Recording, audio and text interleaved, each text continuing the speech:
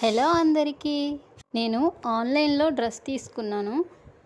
ఎలా ఉందో చూసేయండి. నేనైతే ఎలా వస్తుందో అనుకున్నాను, కానీ బాగుంది. నాకు నెక్ అన్నిట్లో కన్నా కాలర్ నెక్లే అంటే ఇష్టం.